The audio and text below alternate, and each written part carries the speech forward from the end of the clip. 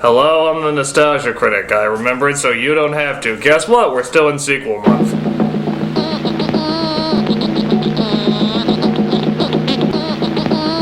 Try to contain my enjoyment. Well, perhaps some of you remember my first crossover review of FernGully. It was one of the first crossover reviews I ever did, and needless to say, the film was less than breathtaking. It required some help, so the Nostalgia Chick humbly volunteered herself to review the film with me. But little did I know that an even greater evil just lay behind the corner. A direct-to-video little abomination simply known as FernGully 2, The Magical Rescue. And seeing how the Nostalgia Chick helped me last time, I figure it's only fitting to make the offer again. So what do you say, Nostalgia Chick? You ready to go into the rainforest one more time? No. Okay. This is FernGully 2.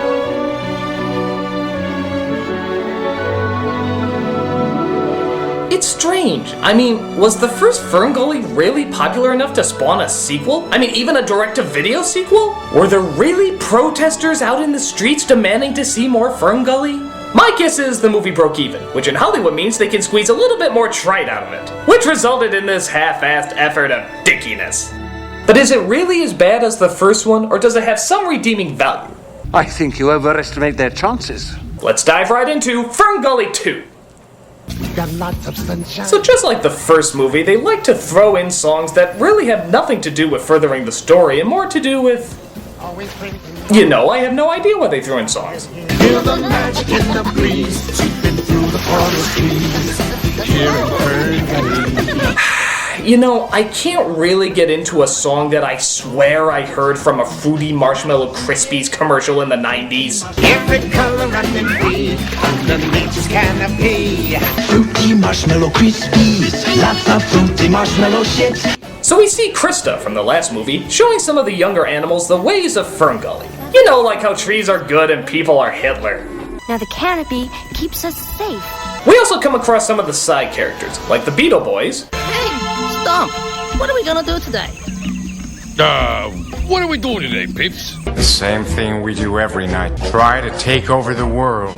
And Pips, Krista's possible boyfriend slash possible brother slash possible friend. Possibly. FernGully is the most beautiful place I know. But let's face it, boys, it's the only place I know. And I get tired of it sometimes. Yeah, so as you can probably guess, Pips is turning into a Disney princess as he dreams about a world beyond what he's used to. What a fucking spoiled brat!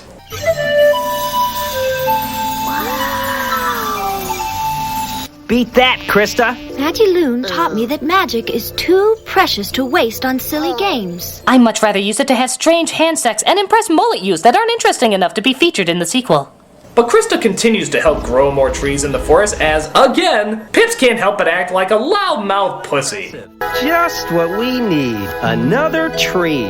Big deal. The forest is full of them. Personally, I'd like to see something new. Oh, there's an empty place in my bones. Suddenly in comes Batty.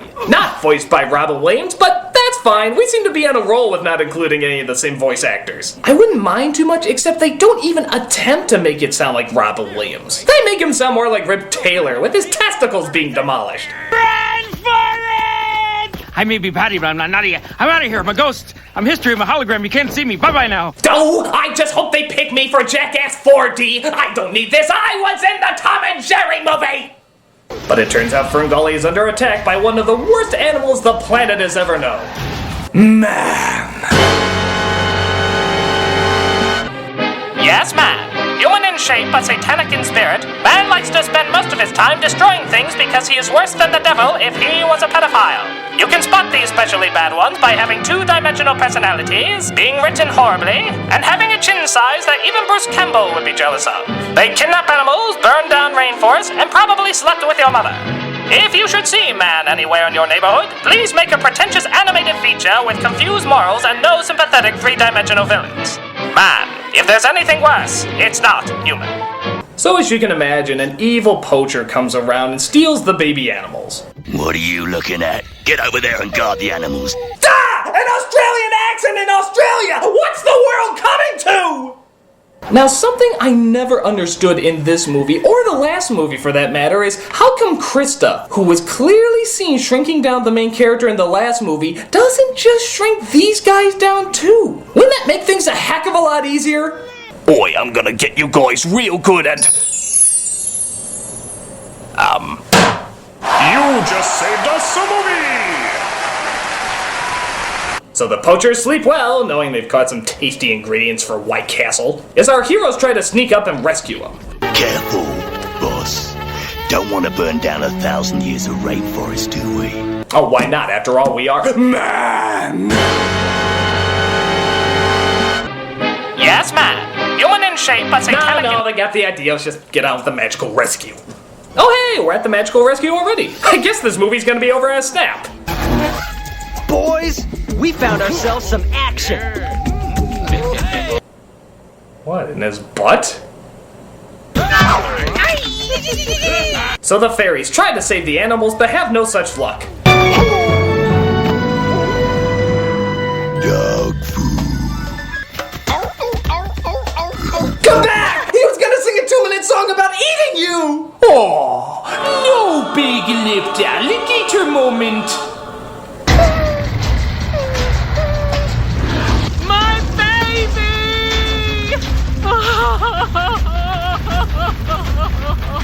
Wow, that was like the kangaroo version of Platoon.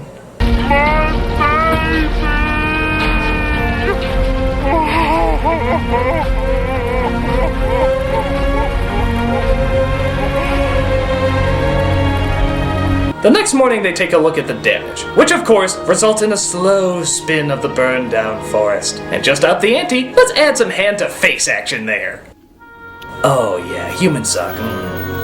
Oh, Father, there's so much healing needed.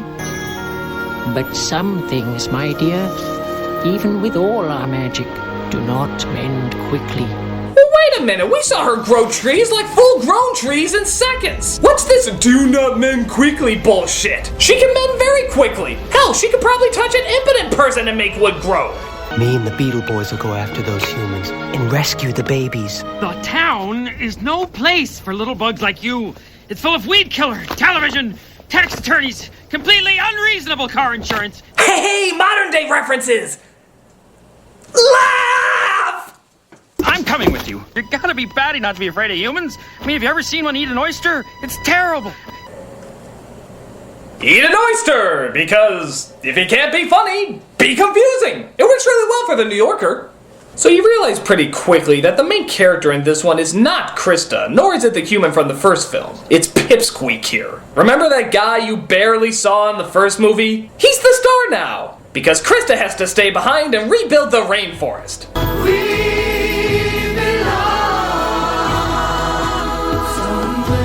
You know, these movies don't really convey how fragile the rainforest is, do they? Every time they burn that shit down, they just magically grow it back again. Why do we need to save it? The fairies seem to have it pretty well under control. Out into the great unknown, the ones we love. You know, another pet peeve that gets to me is the fact that these fairies are flying, yet their wings never move.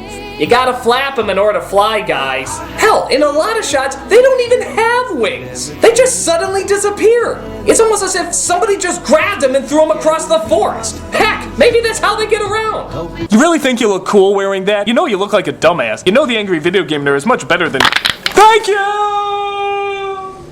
So they come across a carnival, because I guess carnivals are very popular near rainforest now, and they decide to check it out. Hey, hey, lights are flashing, bright, shiny, shiny, what's that noise? Run, run, screaming, are we dreaming? Oh my god, this carnival is awesome!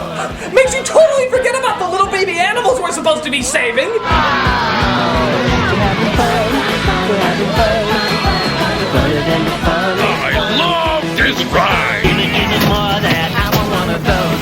Round and whirling, twirling, wow! This is fun, funner than the fun is fun. We're having fun, so much fun, we might never go home. So as they're enjoying their antics in the human world, suddenly something dawns in their heads. Babies! A toy! So, knowing time is of the essence, the crew gets their focus back on track and decides to hunt down the babies by sleeping. Interesting strategy. Better get some sleep. Human fun takes it out of you, let me tell you. Maybe the answer will come to me while I snooze. Why do I always have that dream? We then cut back home, where Krista, you know, the person who should be the hero of this picture, is seen trying to grow FernGully back through roots and stems. Again, even though we could see her grow trees in a nanosecond, oh hell, it just sound like a broken record. Oh my! Oh, you poor creature. I just want to help you. Serves him right. But he's helpless. He'll die if we just leave him here. Let them die. Please help him.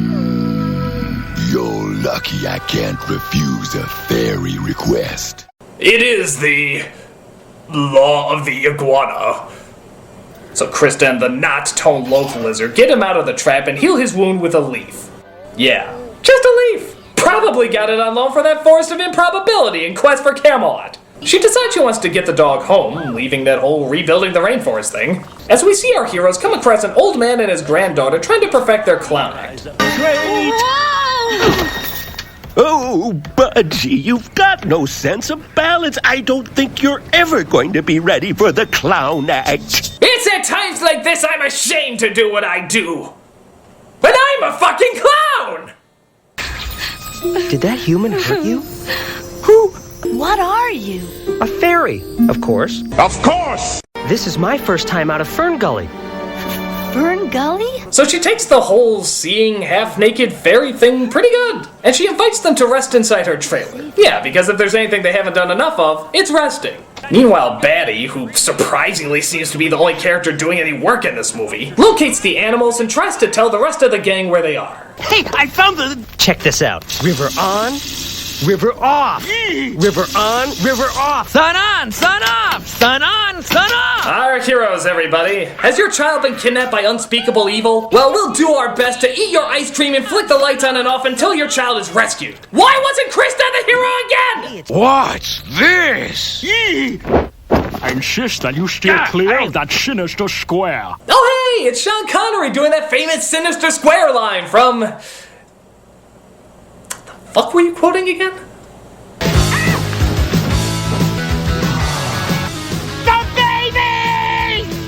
Oh, Budgie's gonna take us on some rides later if you want to come. It's not like there's any other important things we could be doing right now. I'm going to rescue the babies! Is anybody coming with me? Just you, huh? Okay, partner, it's just you and me. I don't even know who that impression was, so I can't really make fun of it. So Patty and one of those little miner guys from Mega Man go to save the animals, but unfortunately get caught. Kinda silly when you can clearly see he can slip right through the bars, but hey, if it keeps him out of the movie, I'm good for it. So literally, as the fairies just continue to ride the rides for the past 5 minutes, the animals in their cages decide somebody has to entertain the audience, so they break into an annoying musical number.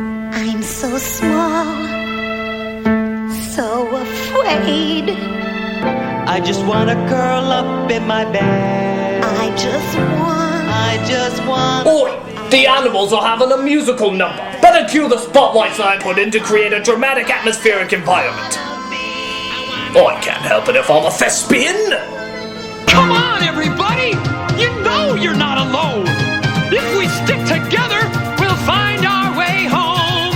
You feel it deep inside you! Oh no, they got music from Disney's Hercules! Abandon Bell! We're gonna find our way back home! What's gonna happen to us, Batty? Zoo exhibits, laboratory testing, handbags.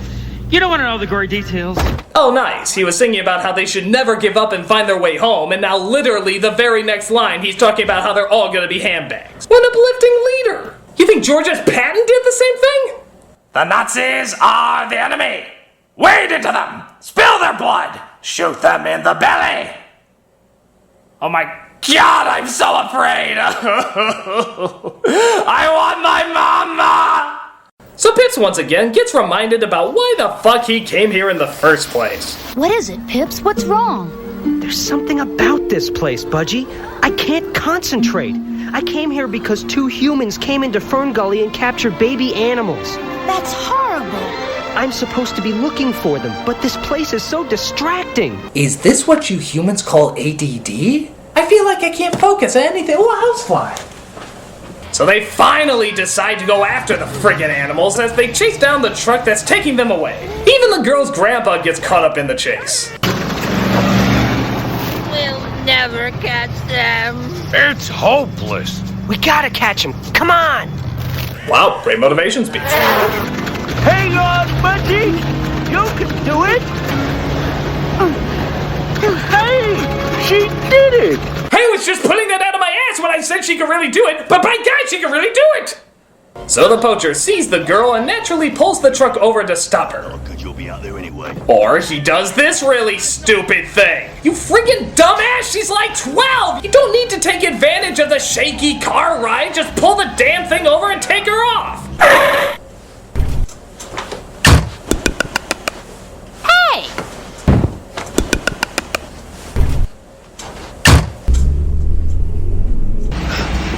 You're in big trouble. Good luck, Gully. There goes half of my animals.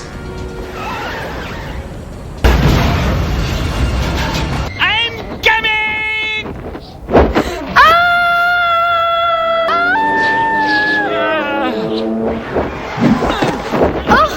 Yeah, I'm calling bullshit on this one. A back carrying a little girl? Doesn't happen. Oh, Budgie! So the old man finds out about the fairies and decides to help them out. I blew it. I spent so much time thinking of myself that we've lost the babies. I've got a few tricks up my sleeve. This thing comes with all the options.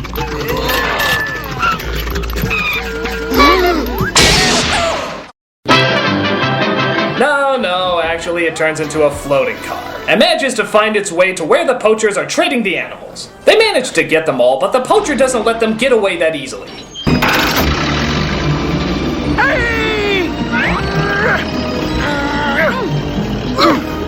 This is no time to practice our act, Budgie. Okay, I don't want to know what kind of act requires her to pull his pants down. But it's probably called the Aristocrats!